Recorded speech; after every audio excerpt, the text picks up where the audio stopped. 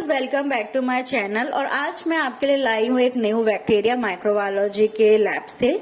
ठीक है, तो आज हम स्टडी करने वाले हैं सुडोमोनास एरिजिनोसा के बारे में, क्योंकि जब हम बीएससी एमएससी में होते हैं तो एमसीक्यू से ज्यादा थ्योरी पे ज्यादा फोकस किया जाता है। तो आज मैं आपको बताने वाली हूँ सुडोमोनास के बारे में। सबसे पहले सुडोमोनास का जो नाम था वो बैक्टीरियम एरिजिनोसम नाम था, ठीक है, 1872 में। लेकिन बाद में इसका नाम सुडोमोनास एरिजिनोसा रख दिया गया था। ठीक है, उसके बाद इसका हैबिटेट की बात करते हैं तो सुडोमोनास जो होता है वो कहीं भी बहुत ही वाइडली डिस्ट्रीब्यूटेड है, आपको बहुत जगह पे ये मिल जाता है, लेकिन मोस्ट कॉमनली आपको सॉइल में मिलता है और एक्वाटिक इन्वायरमेंट में वाटर में भी मिल जाता है। जब ये सॉइल के अंदर मिलता है तो बहुत इंपॉर्टेंट रोल प्ले करता है किसके साथ, राइजोपर। जो आपने पढ़ा होगा कि सॉइल के अंदर नाइट्रोजन फिक्सेशन करने के लिए लेग्यूम्स ट्रीज में जो लेग्यूम्स प्लांट्स होते हैं, अरहर, ये सब चीजें जो होते हैं उसमें राइजोफेयर एक उनका पूरा फैमिली है, ग्रुप है नीचे बैक्टीरिया का, तो उसमें भी ये इंपॉर्टेंट रोल प्ले करता है। साथ में ही ये नेचुरल और प्रोसेस फूड में भी प्रेजेंट होता है, तो कभी इसे सोर्स ऑफ इन्फेक्शन भी ये होता है। सुडोमोनास एरिजिनोसा हमारे नॉर्मल फ्लोरा का नॉर्मल माइक्रोबायोटा है हमारी ह्यूमन बॉडी का। ठीक है, तो ये हमारे रेस्पिरेटरी ट्रैक्ट्स में, स्किन में और डाइजेस्टिव सिस्टम में भी प्रेजेंट होता है। जब ये हमारी बॉडी का नॉर्मल माइक्रोफ्लोरा है तो क्या हमें इससे इन्फेक्शन नहीं होता? ऐसा नहीं होता। जो भी इम्यूनो कॉम्प्रोमाइज पेशेंट होते हैं, जिसे कोई इन्फेक्शन हो गया है, कोई डिजीज हो गया है, तो ये एक अपॉर्चुनिटिक इन्फेक्शन कॉज करता है, अपॉर्चुनिटिक बैक्टीरिया है। जैसे ही इसको अपॉर्चुनिटी मिलती है तो ये भी डिजीज या इन्फेक्शन कर सकता है। ठीक है, और ये नोजोकोमियल इन्फेक्शन मतलब जो हॉस्पिटल से एक्वायर्ड इन्फेक्शन है उसको भी ये करता है। ठीक है, अब हम इसकी मॉर्फोलॉजी पढ़ते हैं। मॉर्फोलॉजी जो सुडोमोनास की होती है वो रॉड शेप्ड होती है। ठीक है, जैसे आप इसमें देख सकते हैं ये रॉड शेप्ड की है। ग्राम नेगेटिव जब आप माइक्रोस्कोप में इसको देखते हैं तो ये पिंक कलर के हमें दिखाई देती है। ये आपको सिंगल और सेल में भी और पेयर में भी मिल जाएगी। अगर आप इसको थोड़ा जूम करके देखेंगे तो जैसे ये रॉड शेप्ड है, ठीक है, और ये पिंक कलर का होगा क्योंकि ये ग्राम नेगेटिव बैक्टीरिया है। और ये आपको सिंगल भी दिखाई देंगे, ये आप सिंगल देख सकते हैं। और ये पेयर्ड है, जैसे पेयर्ड में ऐसे आपको सुडोमोनास दिखाई देते हैं।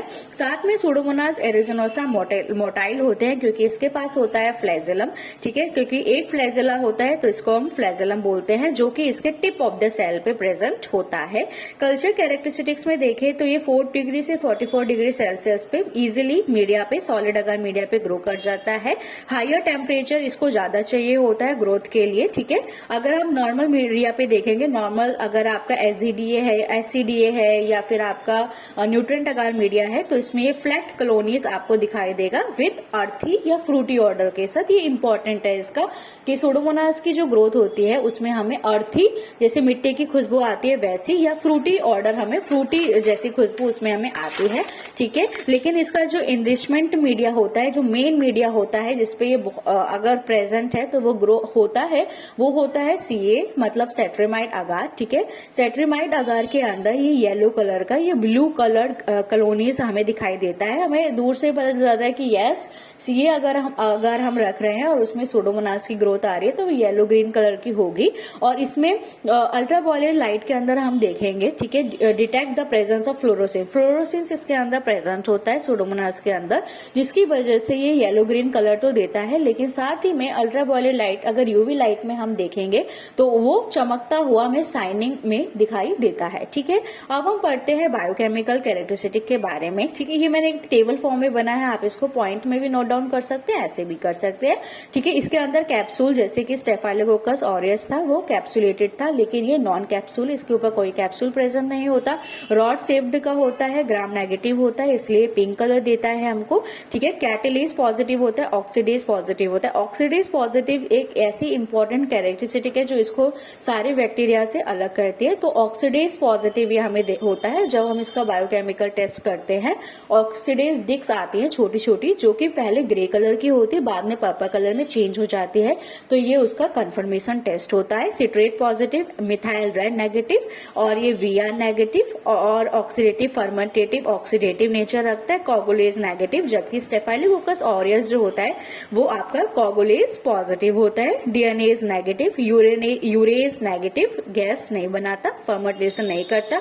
हाइड्रोजन सल्फाइड भी ये नेगेटिव एक्टिव होता है जैसे कि स्टेफाइलो होता है।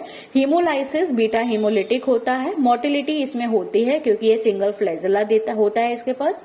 नाइट्रेट रिडक्शन इसका पॉजिटिव है। जिलेटिन हाइड्रोलाइसिस ये करता है क्योंकि बीटा हीमोलाइसिस जब हम ब्लड अगार देते हैं, ब्लड अगार पे इसको ग्रो कराते हैं तो ये वहां पे हीमोलाइज करता है जो कि क्लियर जोन से हमें आइडेंटिफाई होता है।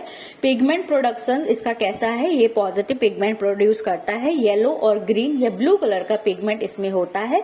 इंडोल नेगेटिव होता है। ट्रिपल शुगर पे ये ग्रो अगर हम इसको कराएंगे, स्लांट बना के ग्रो कराएंगे तो एल्कलाई रेड इसका कलर होता है। स्पोर्स नॉन स्पोर्मिंग होता है और सेट्रीमाइड टेस्ट में ये पॉजिटिव होता है। अब आता है virulence factors of Pseudomonas aeruginosa. Virulence factors मतलब जिससे ये पैथोनोजेनिटी या डिजीज या इन्फेक्शन कर सकता है, तो उसमें ये सब इसके पास एक्सोटॉक्सिन ए होता है। टाइप 3 सिक्रेशन सिस्टम प्रेजेंट होते हैं जिससे डायरेक्टली टॉक्सिन सेंड कर देता है, डायरेक्टली टॉक्सिन इंजेक्ट कर देता है होस्ट के अंदर फ्लैजिला। ठीक है। बायोफिल्म, सुडोमोनास बायोफिल्म का फॉर्मेशन करता है जिसकी वजह से जो फैगोसाइटोसिस से ये प्रोसेस, जो होस्ट का फैगोसाइटोसिस प्रोसेस है उससे बच जाता है।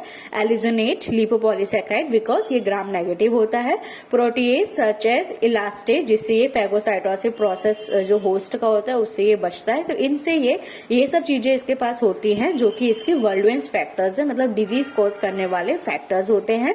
अब हम पढ़ते हैं इसके क्लिनिकली हमें क्या क्या सुडोमोनास एरिजिनोसा। इससे वैसे तो कोई इन्फेक्शन नहीं करता है लेकिन कोई भी पेशेंट है उसको इम्यूनो कॉम्प्रोमाइज्ड है उसका, ठीक है, इम्यूनिटी उसकी वीक है तो उसमें निमोनिया भी हो सकता है।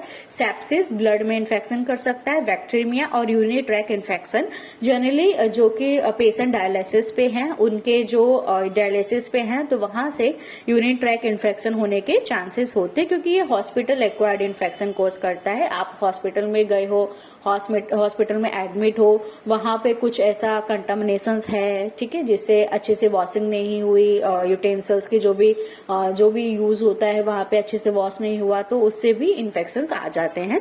आप लैब में इसको कैसे डायग्नोस करेंगे? सबसे पहले सैंपल कलेक्शन है क्योंकि ये डिफरेंट इन्फेक्शन करता है तो सैंपल कलेक्शन की साइट भी डिफरेंट होगी। अगर आपका निमोनिया है तो स्प्यूटम का कलेक्शन होगा, सेप्सिस बैक्टीरिया तो ब्लड कलेक्शन होगा, यूरिन ट्रैक इन्फेक्शन है तो यूरिन का कलेक्शन होगा। ठीक है। उसके बाद आ जाता है आपका morphological culture and biochemical character.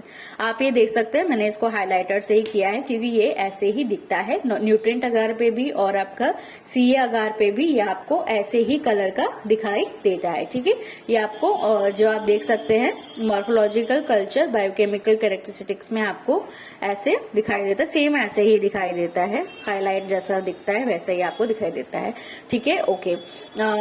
अब हम इसके पढ़ते हैं इम्यूनोलॉजिकल टेस्ट। ठीक है, हमें आइडेंटिफाई हमने कर लिया है तो आप इसको कैसे इम्यूनोलॉजिकल टेस्ट करेंगे? तो इम्यूनोलॉजिकल टेस्ट में आप इसको क्रॉस इम्यून इलेक्ट्रोफोरेसिस सीआई कर सकते हैं, western immuno blot, enzyme link immuno assay ELISA कर सकते हैं। मॉलिक्यूलर डायग्नोसिस करना है तो PCR, DNA hybridization, RNA sequencing. सबसे पहले सैंपल कलेक्ट करना है। सैंपल कलेक्ट करने के बाद उसका माइक्रोबायोलॉजिकल टेस्ट में मीडिया लगाना है। सबसे पहले आप न्यूट्रिएंट अगार में लगा सकते हो, वहां से आप उसको सीए में लगा सकते हो, सेट्रीमाइड अगार में। सेट्रीमाइड अगार में अगर ग्रोथ आती है तो आप उसका बायोकेमिकल टेस्ट कर सकते हैं, ऑक्सीडेज डिस्क टेस्ट कर सकते हैं। अगर ऑक्सीडेज पॉजिटिव आता है तो आप इम्यूनोलॉजिकल कर सकते हैं, मॉलिक्यूलर कर सकते हो कंफर्म करने के लिए।